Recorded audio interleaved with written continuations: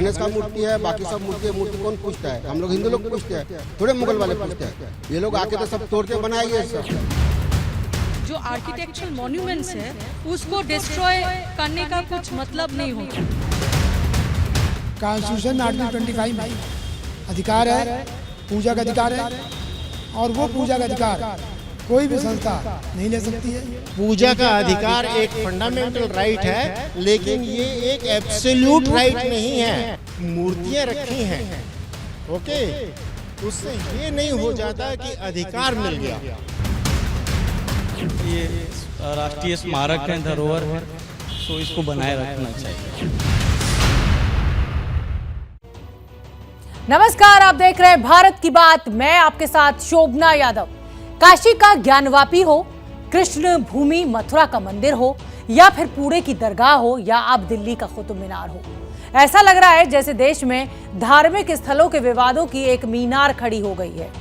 काशी के ज्ञानवापी में आज जिला अदालत ने 26 मई की तारीख तय की, जब ये तय होगा कि मंदिर और मस्जिद के केस की रूपरेखा क्या होगी। आज ज्ञानवापी से पहले कोर्ट में दिल्ली कुतुब मीनार विवाद भी गूंजा। दिल्ली की साकेत कोर्ट ने कह दिया कि 9 जून को यह फैसला होगा कि कुतुब मीनार में पूजा हो सकेगी या नहीं। इसके अलावा मथुरा मंदिर मस्जिद विवाद में हर हफ्ते एक नई याचिका दायर हो रही है। तो पुणे में 2 दरगाह को लेकर भी नया विवाद शुरू हो गया है, और इसीलिए हम कह रहे हैं कि देश में जैसे विवादों की मीनार खड़ी हो गई है। विवादों की मीनार में शुरुआत करते हैं सबसे पहले कुतुब मीनार से।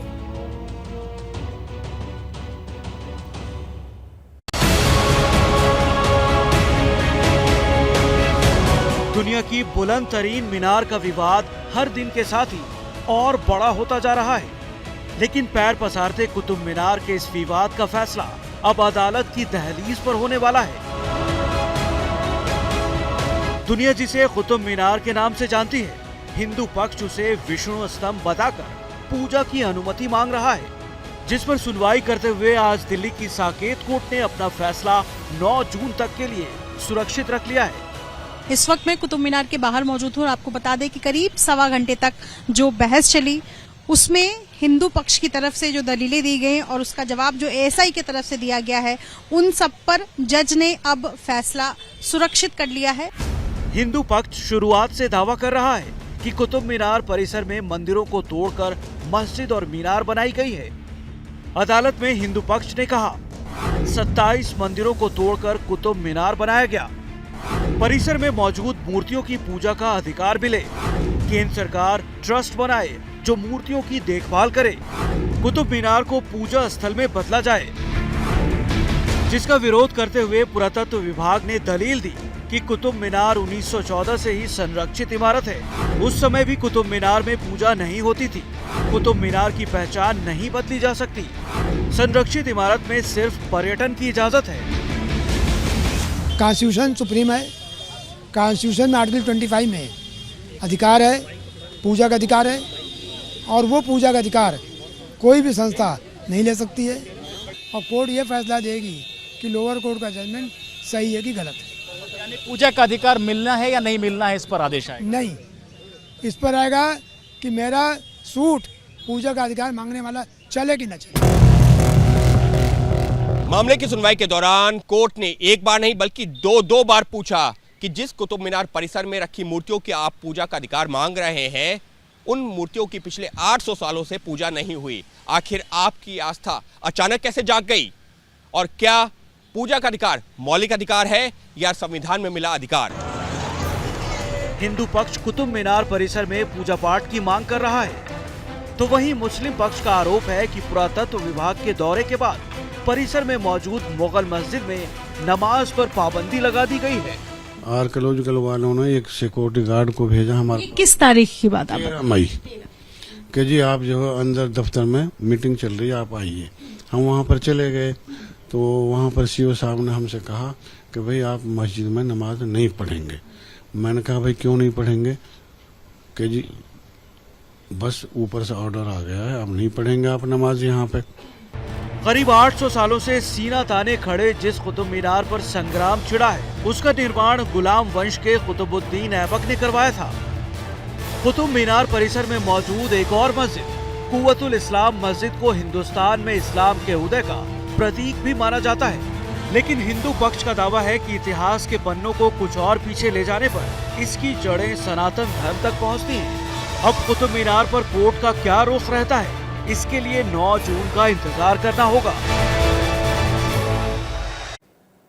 तो ये तो बात हो गई कुतुब मीनार की। अब आगे बढ़ेंगे भारत की बात में और बात करेंगे महाराष्ट्र में मस्जिद की जो लड़ाई है वो अब दरगाह तक आ गई है। राज ठाकरे की पार्टी एमएनएस का दावा है कि पुणे के 2 मंदिरों को तोड़कर 2 दरगाहों का निर्माण किया गया है। हालांकि ये मामला कोर्ट में है, लेकिन हिंदुत्व का झंडा बुलंद करने वाली राज ठाकरे की पार्टी इन मंदिरों के लिए नए आंदोलन की तैयारी में जुट गई है।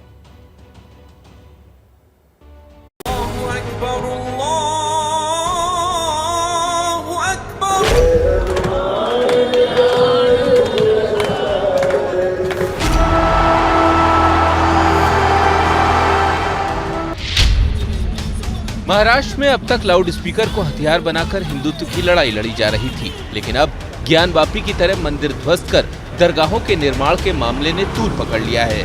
सबसे पहले पुणे के पुणेश्वर मंदिर धाम का विवाद समझिए। पुणे के कस्बा पेट का ये इलाका और इस कस्बा पेट में ये पुणेश्वर का मंदिर है और इस मंदिर का जो हिस्सा जहाँ पर खत्म होता है वहाँ पर अंदर की तरफ एक दरगाह है, लेकिन जो हिंदू पक्षकार है उनका कहना है कि यह मंदिर बाद में बनाया गया। असल में मंदिर जहाँ पर दरगाह है उस जगह पर था, लेकिन सैकड़ों साल पहले वो मंदिर तोड़ा गया, उसकी जगह पर दरगाह बनाया गया और उसके बाद सिर्फ एक छोटा सा मंदिर बाजू में खड़ा किया गया। ऐसा हिंदू पक्षकारों का कहना है। मुस्लिम पक्षकार इसको नकारते हैं और ये विवाद पिछले कई सालों से न्यायालय में चल रहा है। साथ ही जहां पर दरगाह है वहां पर दरगाह के ट्रस्टी की तरफ से कुछ वहां पर इमारतें खड़ी करने की भी कोशिश की गई, लेकिन उसको भी विरोध किया गया और वो मामला भी कोर्ट में अभी भी चल रहा है। पुणेश्वर धाम की तरह नारायणेश्वर मंदिर को भी ध्वस्त कर दरगाह बनाने का दावा किया जा रहा है। मेरे पीछे पुणे का शनिवार वाड़ा है और शनिवार वाड़ा के ठीक सामने बाई तरफ ये दरगाह है और इसी दरगाह को लेकर एमएनएस की तरफ से, एमएनएस के अजय शिंदे की तरफ से दावा किया गया है कि ये दरगाह जिस जगह पर खड़ा है वहाँ पर पहले नारायणेश्वर का मंदिर था और वो मंदिर तुड़वा कर ये दरगाह बनाया गया। असल में पिछले सैकड़ों सालों से ये दरगाह यहाँ पर खड़ा है और इसको लेकर विवाद भी पिछले कई सालों से कोर्ट में चल रहा है। लाउड स्पीकर अजान विवाद छेड़ने वाली राज ठाकरे की पार्टी अब कह रही है कि वो ज्ञानवापी की तरह ही पुणे में पुणेश्वर मंदिर के लिए भी लड़ाई लड़ेगी। पुराने काल में जाइए तो जो हमारा धर्म ग्रंथ है गाथा करके, तो उस गाथा में भी ये दोनों मंदिरों का उल्लेख है। तीसरा मंदिर जो है नागेश्वर करके, तो उसका भी उल्लेख है। तो आप अगर आज नागेश्वर मंदिर देखेंगे तो ये दोनों मंदिर कितने भव्य थे इसका आपको अंदाज़ा आएगा। और ये दावा इसलिए है कि सरकार की जो यंत्रणा है पुरातत्व खाता या पुरातत्व विभाग, तो उन्होंने भी इसके संदर्भ में अहवाल दिया है जो सरकार के पास है।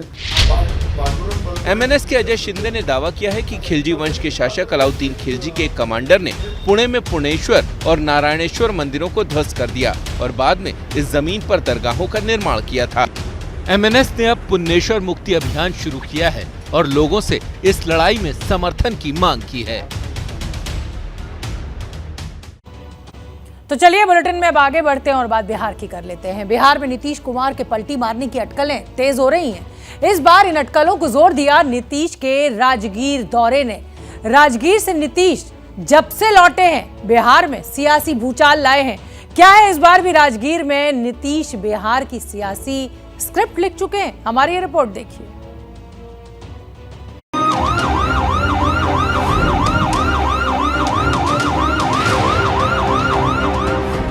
बिहार के मुख्यमंत्री नीतीश कुमार गंगा जल परियोजना का निरीक्षण कर रहे हैं। सामने पानी की लहरें उतर रही हैं, लेकिन इन तस्वीरों में सवाल तैर रहा है, आखिर नीतीश की सियासी नाव किस ओर तैरेगी?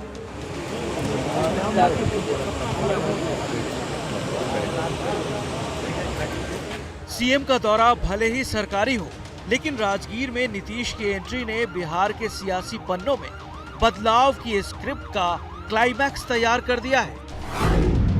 2013 में जब नीतीश राजगीर आए थे तो उसके ठीक बाद उन्होंने बीजेपी से गठबंधन तोड़ दिया।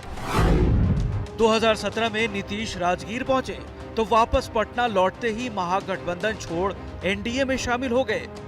और अब 2022 में बड़ा सवाल खड़ा हो गया है कि क्या नीतीश कुमार राजगीर पहुंचकर बदलाव की हैट्रिक लगाएंगे। इतिहास बिहार में सियासी करवट का संकेत दे रहा है तो जेडीयू बिहार में बीजेपी के साथ ही भविष्य बता रहा है।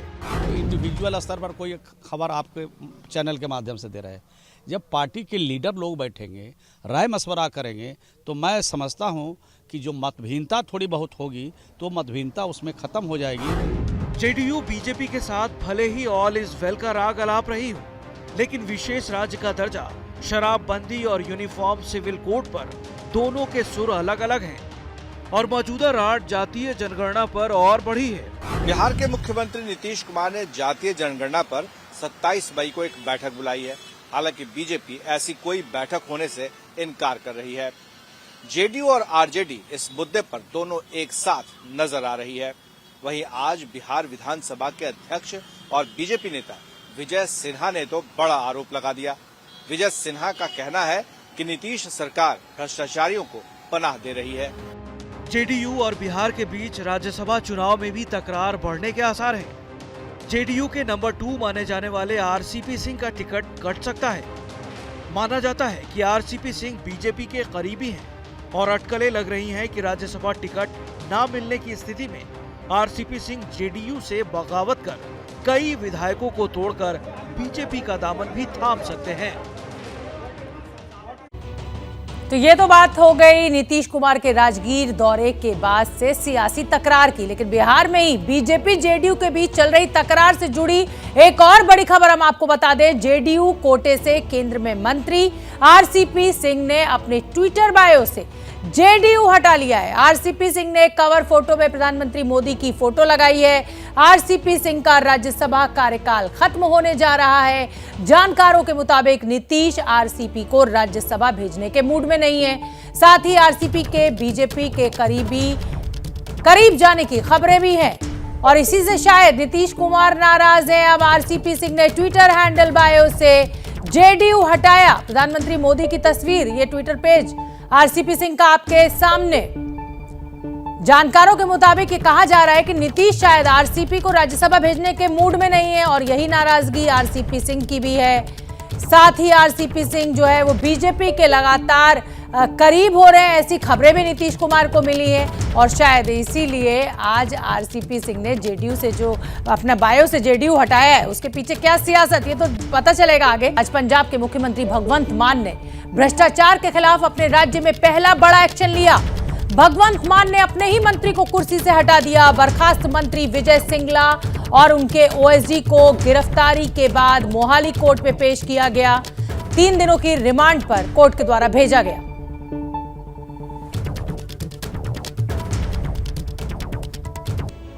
सीधे आपको जापान लिए चलते हैं। प्रधानमंत्री नरेंद्र मोदी अपने सफल दौरे के बाद अब भारत लौट रहे हैं।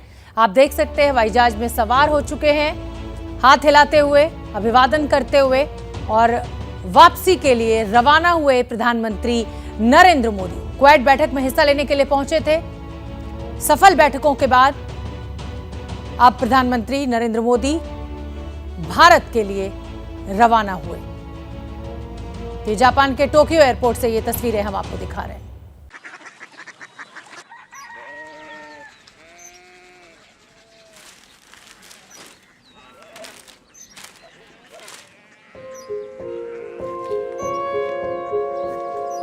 बाबा बाबा कोरिया सिटी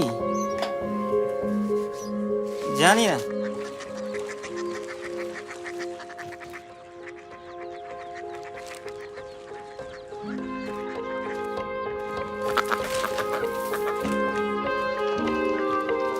कोरिया सिटी। हाँ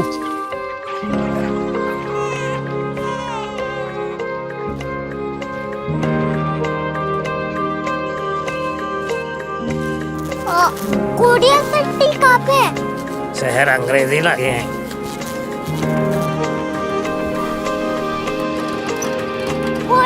सिटी।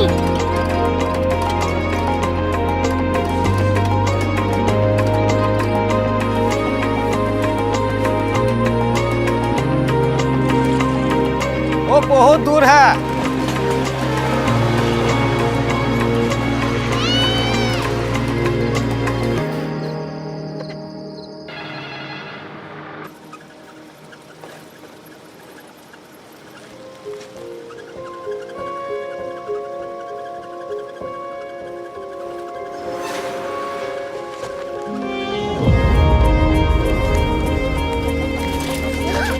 Korea city.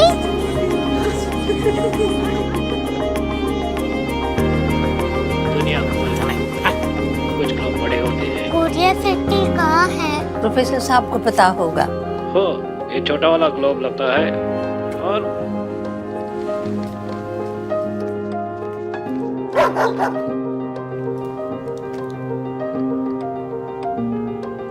पता नहीं, मेरी बेटी से जाके मिल लो, शायद उसे मालूम हो।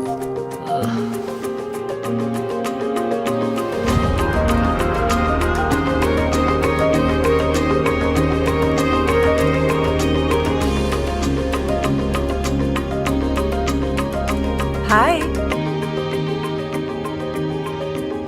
बाबा ने भेजा है। Come here. Korea city. Korea city नहीं, क्यूरियोसिटी। वो क्या? That's what brought you here? जो तुम्हें यहाँ तक ले आया। क्यूरियोसिटी।